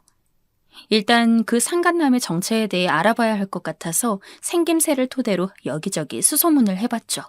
그런데 그놈도 어지간히 제정신이 아닌 놈인지 소문이 어마어마하더군요. 그 사람? 벌써 교도소만 몇 번 갔다 왔지. 결혼도 했는데 아내는 지금 없다고 알고 있고 자식은 넷이야. 그나마 얼굴이 좀 반반해갖고는 자기 사정 모르는 여자들 등쳐먹으면서 제비짓하고 살고 있는 것 같은데 아유, 언제까지 그렇게 한심하게 백수짓이나 하고 다닐런지. 교도소를 들락거리고 배다른 자식도 4명이나 있는 데다가 아직도 제비짓만 하고 다니는 백수라니. 얘기를 들어보니까 그 동네 사는 사람들은 다 알고 있는 것 같더라고요. 정말 동네 사람들의 이야기를 들을수록 가슴에 뭔가가 끌어올랐습니다. 이런 감정을 어떻게 표현해야 할진 모르겠지만 반은 분노였고 반은 희열이었습니다. 그리고 어느 순간 제가 실실 쪼개고 있더군요. 희열이 분노를 이길 만큼 며느리가 잘된 꼴은 보기 싫었나 봅니다. 솔직히 우리 아들보다 잘난 놈이랑 바람이 났다면 분노가 치밀었겠지만 사기꾼이 놓은 덫에 물고기 마냥 잡혀 들어간 며느리를 보고 있자니 가짜나서 웃음만 나오더라고요. 모든 것이 확인이 된 이상 저는 더 이상 며느리와 아들의 결혼 생활을 이대로 지속하게 둘 순 없었어요. 마침 아들에게 연락이 왔길래 저는 꼭 해야 할 말이 있다고 했죠. 너가 들으면 분명 충격적인 내용일 순 있겠지만 그럼에도 너가 꼭 알아야 할 것이 있다. 내가 사진 하나 보낼 테니 잘 봐두거라. 그게 니네 아내의 실체니까 똑똑히 봐두거라. 저는 곧바로 아들의 핸드폰으로 아까 찍은 며느리의 외도 사진을 보냈습니다. 그리고는 며느리가 꽤 오래전부터 그 남자와 바람을 피고 있었으며 그 남자는 교도소도 다녀오고 배다른 자식도 4명이나 있는 제비라고 설명했죠. 아들은 충격을 먹은 듯 한마디 말도 없었습니다. 분명 아들은 며느리를 진심으로 좋아했고 이 사업을 추진하도록 한 것도 며느리이고 그 때문에 자기가 고생을 하고 있는 것도 알지만 며느리를 한 번도 추궁하지 않았던 겁니다. 진정 온 마음을 다한 상대가 다른 사람이랑 바람이나 피고 있다니. 상심했을 아들이 안타깝고 안쓰러웠지만 저는 더 마음을 강하게 먹었습니다. 나는 처음부터 그의 마음에 안 들었다.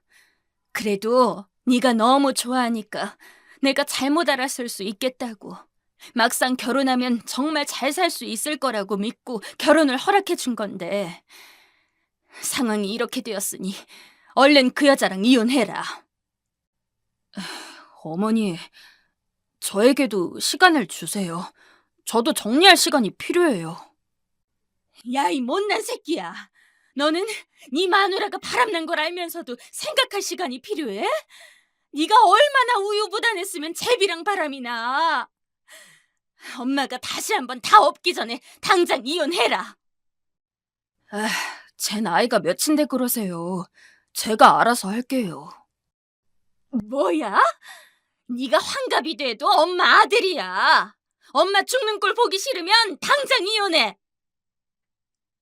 아들은 여전히 충격에서 벗어나지 못한 모양이었지만 그래도 자기가 이 상황에서 이혼을 하는 게 맞다는 건 알았는지 한참을 고민하긴 했지만 결국 이혼하겠다고 하더군요. 그래서 저는 즉시 다시 며느리를 찾아갔습니다. 다행히 그 상간남과 멀리 떠난 건 아니었는지 다시 집에 들어와 있더군요. 저는 며느리에게 말했어요. 아들 연락됐다고. 이혼해 줄 테니 집 명의만 돌려주라고 말이에요. 그런데 며느리는 절대 안 된다고 하더군요. 어차피 남자친구랑 이 동네 뜰 거라서 아파트는 팔 생각이에요. 그리고 내 명의니까 그래도 둘이라는 게 있으니 아파트 팔면 절반은 어머님 드릴게요. 이거 받음 정말 저랑은 아무 상관없는 사람 되시는 거예요? 엄연히 저희의 제 아들의 아파트를 자기 거라고 주장하다니. 하지만 명의가 며느리 것인 건 사실이었기에 저는 알겠다고 동의했습니다. 방법을 찾자면 아파트를 뺏어올 방안도 있겠지만 분명 그때까지는 시간이 많이 걸릴 것이었기 때문에 저는 차라리 돈을 좀 쥐어주고서 얼른 며느리와 아들의 관계를 끊고 싶었습니다. 지금 생각해보면 미쳤다고 하시는 분도 있겠지만 그땐 하루빨리 제 눈앞에서 며느리를 치워버리고 싶었어요. 그렇게 한 달 정도 뒤에 정말 아파트가 팔렸고 제가 중간에서 진행해가면서 아들과 며느리의 합의 이혼을 끝마쳤습니다. 정말 속이 어찌나 후련하던지. 아들은 며느리와 이혼을 하고 나서도 한동안은 많이 힘들어했어요. 하지만 하루하루 저희와 함께 지내면서 몸도 마음도 회복하고 아파트를 판 돈으로 빚도 많이 갚아나가고 나니까 마음의 짐이 훨씬 덜어졌는지 전보다 점점 얼굴이 밝아졌죠. 지금은 둘이 이혼을 한 지 3년이 지났습니다. 그리고 아들은 이전에 진 빚을 모두 갚은 상황이에요. 현재는 나름대로 괜찮은 중견기업에 입사를 해서 회사원으로 지내고 있어요. 그리고 얼마 전에 동네에 사는 지인으로부터 이야기를 전해 들었는데 전 며느리는 그 제비 녀석한테 아파트 판 돈이며 뭐며 전부 뜯어먹히고 완전히 빈털터리가 된 모양입니다. 그 상태로 동네에 돌아와서 작은 술집에서 일하고 있다고 하더군요. 참 진작에 아들과 며느리를 이혼시키기를 참 잘한 것 같습니다. 그리고 정말 꼬시더라고요. 솔직히 지금보다 더 망해서 아예 이 세상에서 사라졌으면 좋겠습니다. 그리고 불쌍한 제 아들은 지금보다 조금 더 마음을 열고 이제는 정말 제대로 된 여자를 만나서 좋은 가정을 꾸릴 수 있으면 좋겠습니다. 부디 괜찮은 여자를 만날 수 있기를 바라주세요.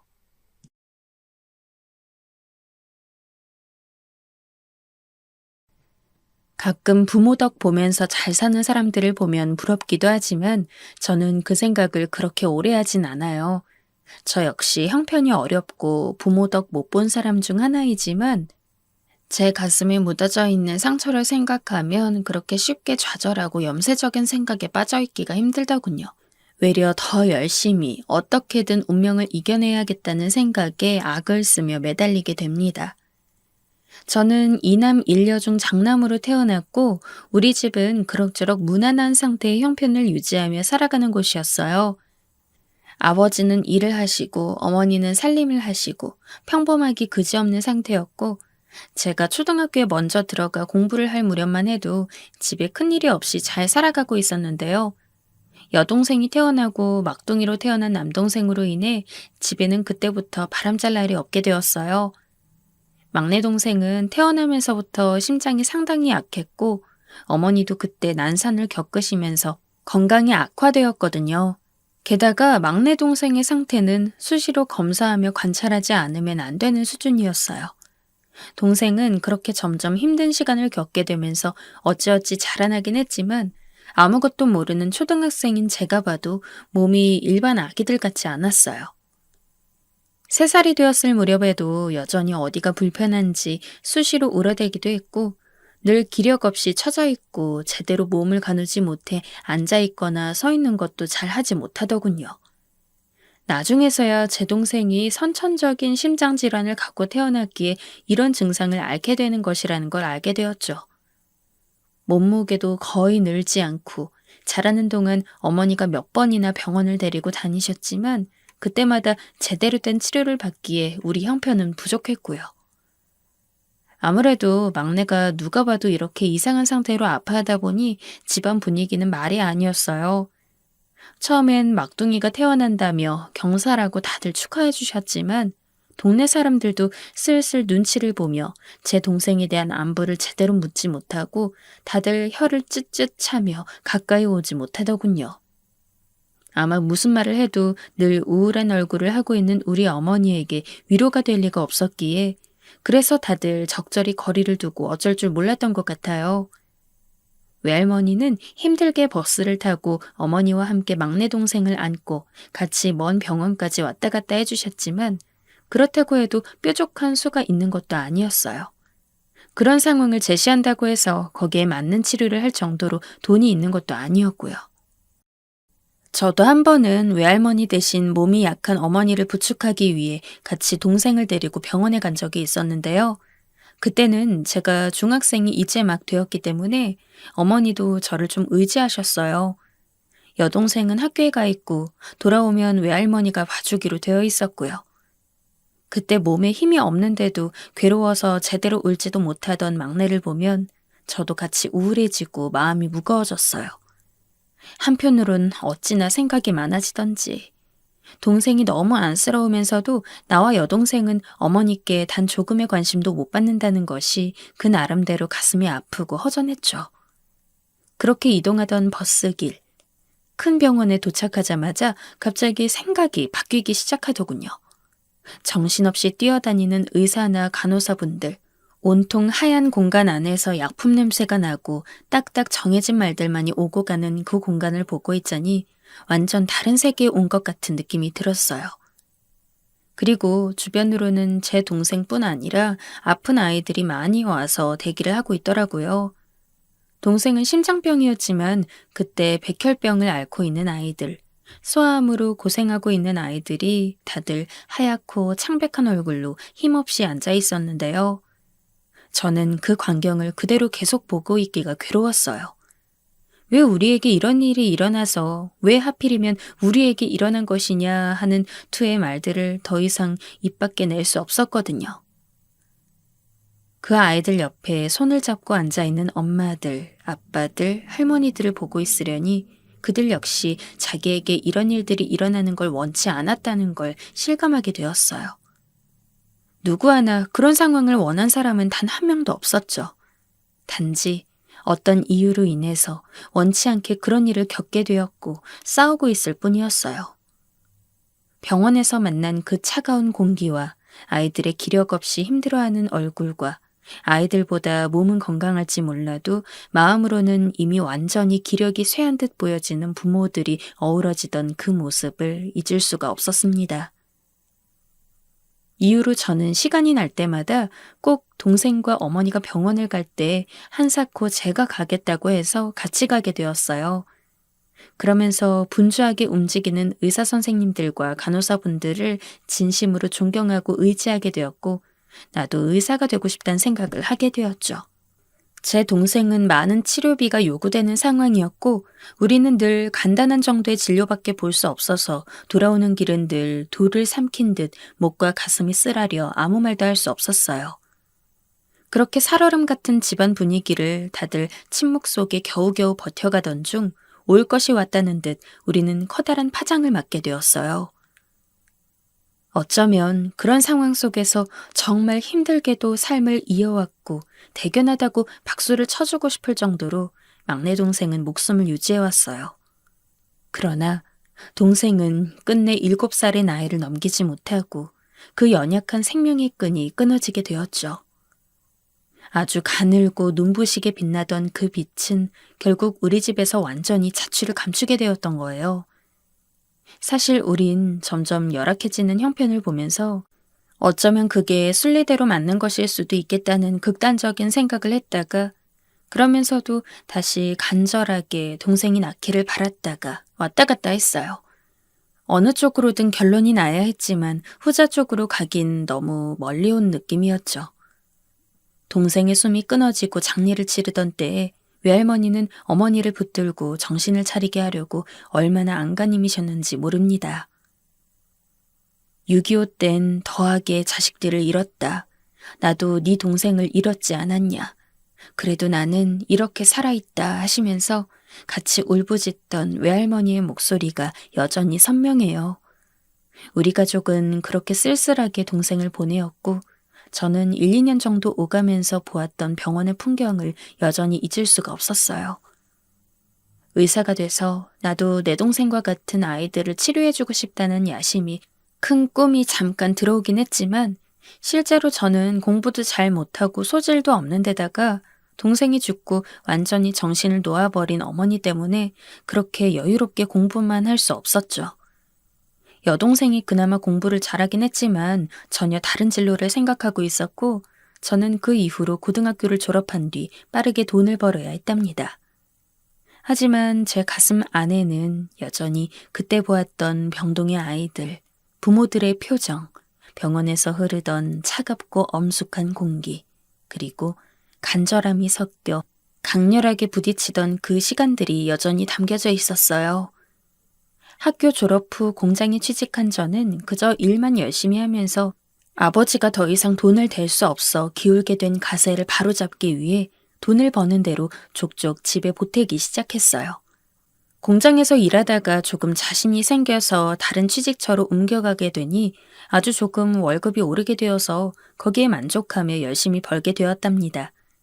그나마 제가 일찍 취업시장에 뛰어든 탓에 여동생까지는 집에 대한 부담을 덜고 무난히 공부를 하게 되었고 대학까지 다니게 되었어요. 우리 가족들은 웬만하면 정말 정신 똑바로 차리지 않으면 제대로 살아남기 힘들다는 분위기가 알게 모르게 형성되어 있었기에 여동생 역시 알바하며 대학을 다니고 빠르게 취업을 했죠. 저도 어느덧 시간을 그렇게 보내다 보니 20대 후반이 되었고 적어도 그쯤 되면 직장 생활이건 뭐건 하면서 자기 짝을 찾아가더군요. 하지만 저에겐 이런 상황들이 모두 쉽지 않았고 감히 엿보기도 힘든 세상처럼 느껴지더라고요. 그때 갑작스럽게 우울증이 찾아왔던 것 같아요. 형편이 안 좋아 애인 하나 만들지 못하고 결혼 생각도 할 수 없이 늘 불편하신 어머니와 술에 쪄들은 아버지를 등에 업고 있는 내 모습이 참 불쌍하게 느껴졌거든요. 그런데다가 생각은 점점 꼬리에 꼬리를 물고 나는 형편이 좋지 않아 가정도 꾸리지 못하고 늘 매여 있고 돈이 없어서 동생이 죽는 것을 지켜봐야 했다는 생각까지 이르게 된 것이었어요.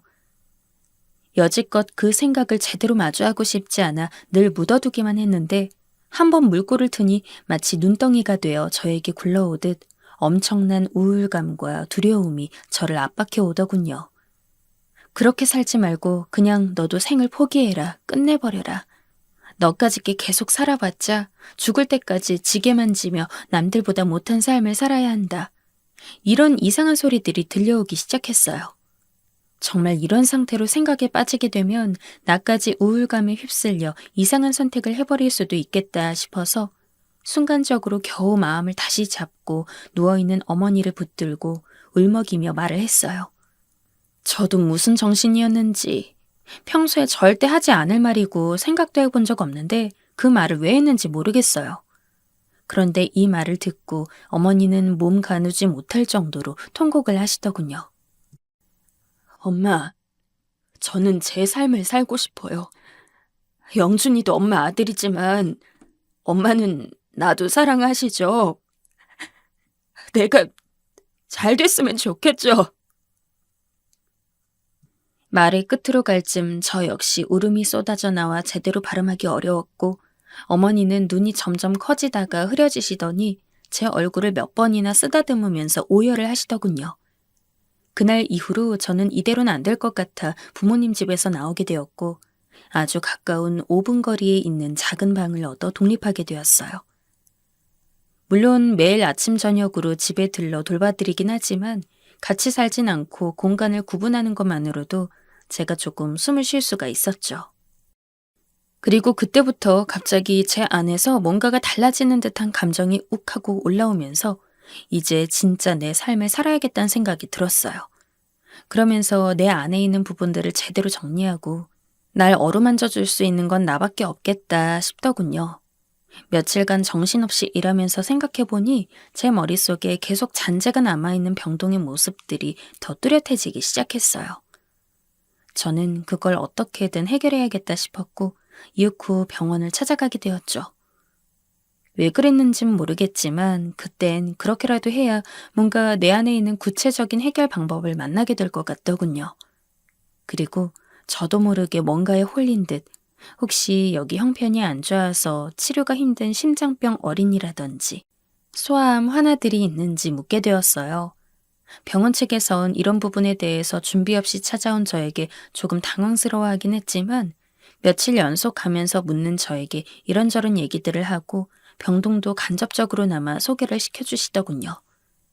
그렇게 해서 아이들을 도울 수 있는 방법들을 전달받게 되었고 그 이후부터 제 인생은 아주 조금씩 양파 껍질이 벗겨지듯 마치 묵은 때가 벗겨지듯 변화가 생겨나게 되었어요.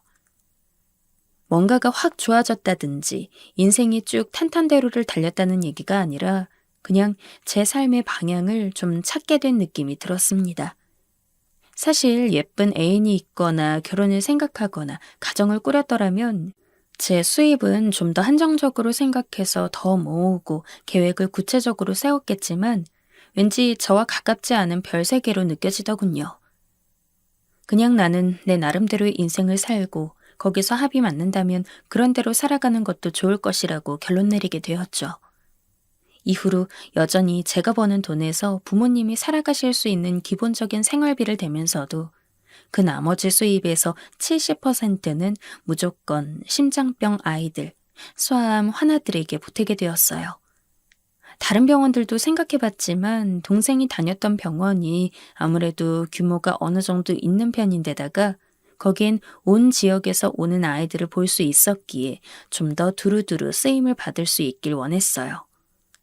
그리고 제 직장과도 가까운 곳에 있었기에 시간이 날 때마다 들러 아이들이 들고 나가는 모습을 잠깐이라도 볼 수 있었고요. 그렇게 하면서 저는 30대 초반에 시작했던 일들을 꾸준히 쭉 해오면서 나중에 수입이 좀 줄어들었을 땐 그때 사정에 맞춰가면서 거진 15년 정도를 지원해오게 되었죠. 그 사이 부모님도 돌아가셨고 저도 어느덧 환갑의 나이가 되었다 보니 혼자 작은 식당을 운영하면서 살아가고 있었는데요. 그 사이 부족한 저의 학력으로 탄탄한 직업을 갖긴 어렵다 보니 여기저기 다른 직장을 다니고 옮겨가면서 돈을 벌어왔거든요.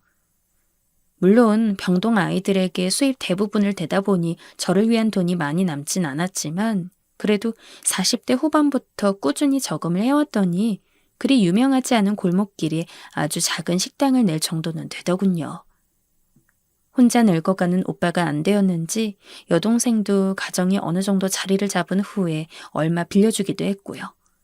나름 식당 일을 배우고 여기저기 일해본 경험을 더해서 잘하진 못하지만 그럭저럭 운영을 해오고 있었는데요. 썩 여유가 없는 상태에서 식당을 경영하다 보니 여기에 찾아오는 손님들이 어떤 분들이라고 해도 제 입장에선 완전히 약자가 되어 모셔야 하는 부분이 있어 그게 늘 힘들 때가 있었어요. 특히 원래 술 취한 손님들은 대하기가 어렵긴 하지만 이때 찾아왔던 30대 정도로 보이는 무리들은 너무 힘들게 느껴지더군요.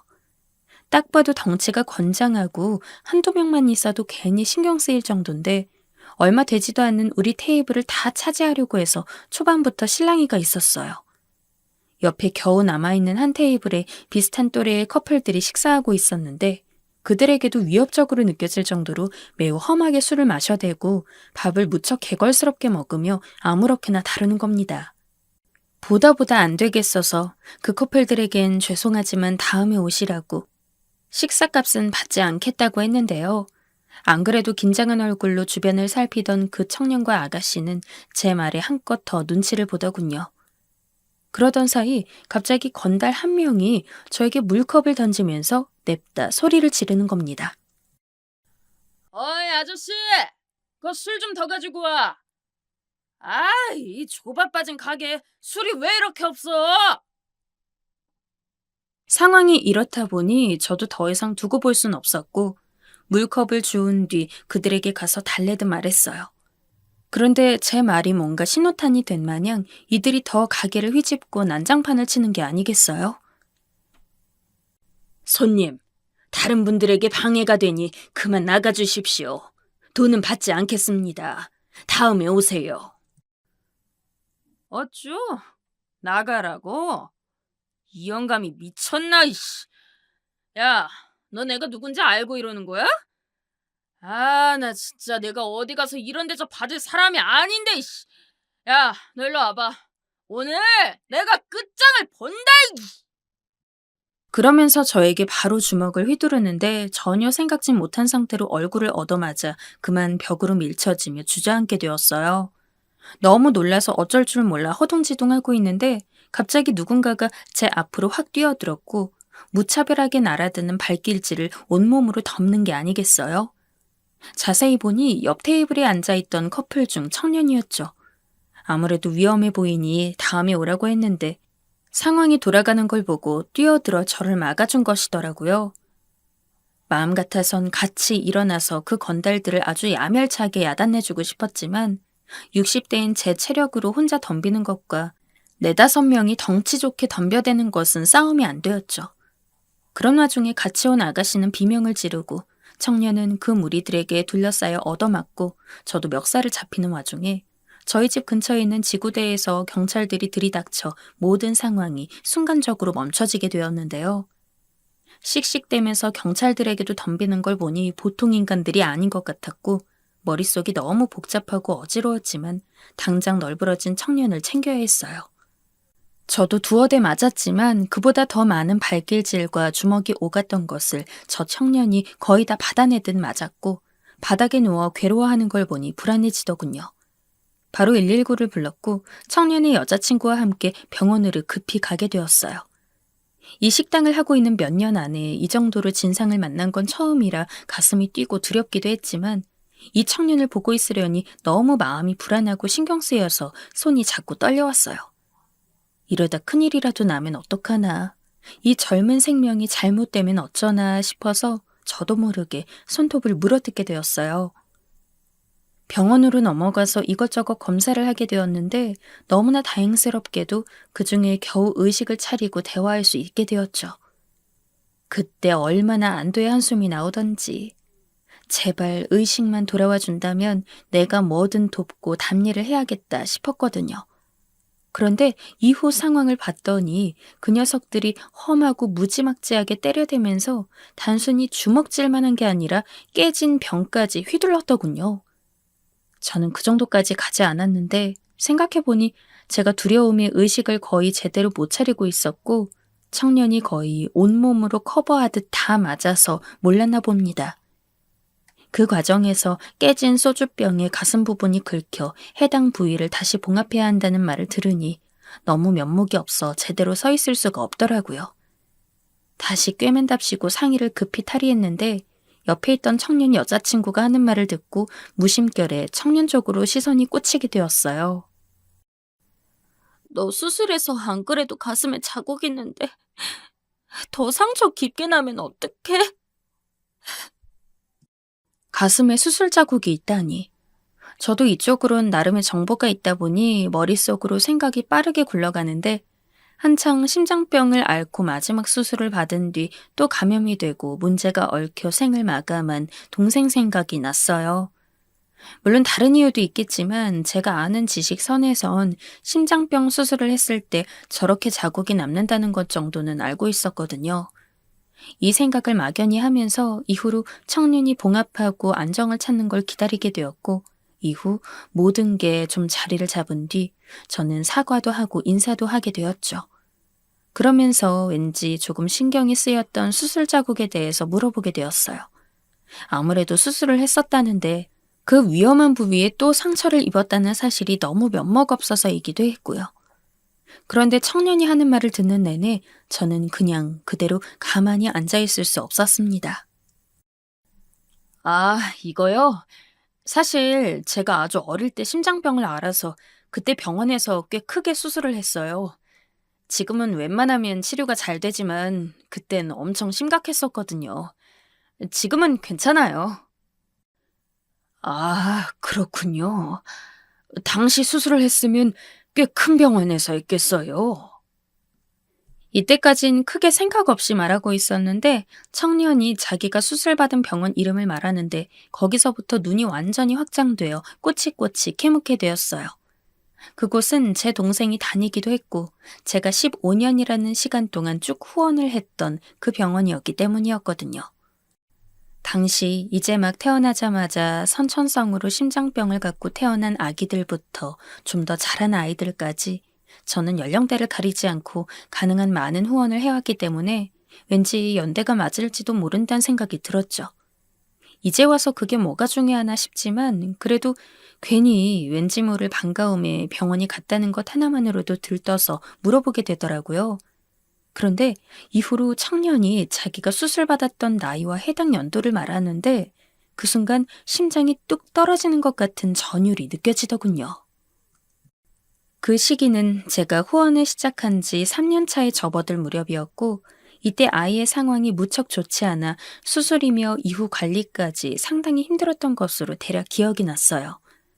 물론 이름까지 생각나진 않고 얼굴도 당연히 매치되진 않지만 나이나 연도, 그 당시 상태나 이런 것들을 맞춰보니 어렴풋이 퍼즐이 맞물려 돌아간다는 걸 알게 되었고요. 제가 어느 정도 기억을 하고 있는 이유는 나름 월급을 받고 가계부에 쓸 때마다 그 옆에 후원한 곳이나 금액, 수술이나 여타 치료 상황에 대해 적어두었기 때문이에요. 물론 이것들을 완전히 다 꿰고 있는 건 아니지만 청년이 수술을 받았을 무렵은 제가 한창 집중해서 후원하던 초반이었기 때문에 아주 어렴풋이 기억에 남았어요. 그날 집에 와서 노트를 찾아보았더니 이사 올 때 기록들이 거의 사라져서 없었지만 가까스로 찾아내 확인할 수 있었죠. 적어도 제가 한 4, 5년 차까진 기록을 해두어서 그런지 남아있더군요. 그 종이를 물끄러미 보고 있자니 정말 많은 감상들이 교차하면서 이루 말할 수 없는 감정들이 물밀려 오더군요. 말로 잘 설명할 수 없는 그런 감정 말입니다. 이후로 며칠이 지나 통원치료를 다니는 청년을 따라다니며 이야기를 나눠보니 여전히 가족 형편은 좋지 않아 보였고 형제 없이 혼자인데다가 대학원을 다니면서 틈틈이 알바를 하고 있더군요. 대학원 다니는 데에 돈을 대는 것도 힘들고 여러모로 힘들어서 사는 게 버겁다고 하긴 했는데 그래도 어릴 적 그 큰 수술을 이겨내고 살아와 준 것이 고맙게 느껴지기만 했어요. 그런 상태로 며칠간 고민하다가 청년에게 한 가지 제안을 하게 되었는데 듣고서 왜 제가 그런 제안을 하는 거냐며 무척 의아해 하더군요. 그래도 우리 가게에서 날 도와준 것이란 핑계를 댈 수 있어서 그나마 다행이었어요. 내가 청년한테 장학금을 1년 정도 지원을 해주고 싶어서 그래요. 나 때문에 그렇게 생명이 위험한 상황까지 갔는데 어떻게든 보답할 수 있었으면 좋겠어요. 부담 갖지 말고 받아줘요, 청년. 청년은 조금 난감했지만 저는 기회가 있다면 누가 이렇게 손을 뻗칠 때 바로 잡아서 일어나라고 덧붙여 말했죠. 그냥 저는 왠지 저도 모르게 그 청년에게서 제 막내 동생이 누군가의 후원을 입고 살아남은 아이를 먹었다면 저 청년 같은 시기를 보내며 살았겠지 싶어 괜스레 마음이 아려오고 진정이 안 되더군요. 그 청년과 제 동생은 전혀 상관이 없지만 그냥 이렇게 이어진 하나의 끈을 보면서 저는 그것으로 제 자신을 위로하고 싶었어요. 겉으로는 남을 위한다고 하지만 통틀어서는 온전히 저 자신을 위한 일이었거든요. 그렇게 해서 제가 느꼈던 크나큰 상처가 어떤 형태로든 회복되어 가고 다시 새살이 돋는 것을 보고 싶었어요. 청년의 앞길도 지금보다 더 밝고 좋아지길 바라고 그걸 지켜볼 수 있다면 그것으로 저는 만족할 수 있을 것 같습니다. 사연을 들어주시는 모든 분들의 인생도 그렇게 빛나길 진심으로 바라겠습니다.